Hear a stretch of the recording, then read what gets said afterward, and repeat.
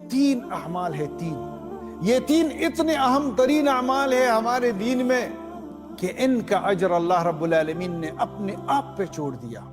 Number ایک، صبر کرنا۔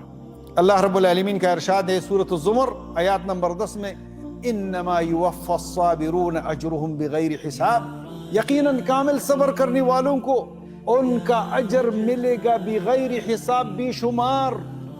اگر کسی نے گناہ کرنے سے صبر کیا، اگر کسی نے طاعت پہ صبر کیا، اگر کسی نے مشکلات پہ صبر کیا زندگی میں، انما یوفی الصابرون اجرهم بغیر حساب۔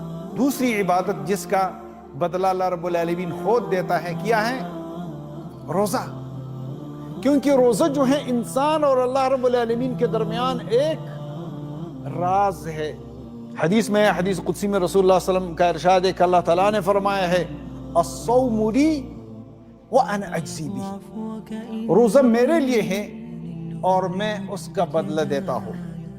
نمبر 3، وہ عبادت جس کا اجر اللہ رب العالمین خود دیتا ہے، عفو کرنا ہے، صلح کرنا ہے لوگوں کے ساتھ، لوگوں کو معاف کرنا ہے۔ اگر کسی نے آپ کو برا بات کیا، اگر کسی نے آپ کی کچھ حق کو لے لیا، تو میرے بھائی ہم صرف اس لیے پیدا نہیں ہوئے کہ ہم اپنے بدلے لے لیں۔ اسلام میں عفو کی بہت بڑی مقام ہے۔ فمن عفا واصلح فاجرہ علی اللہ، جس نے عفو کیا اور اصلاح ذات البین کیا تو اس کے اجر جو ہے اللہ رب العالمین پہ ہے۔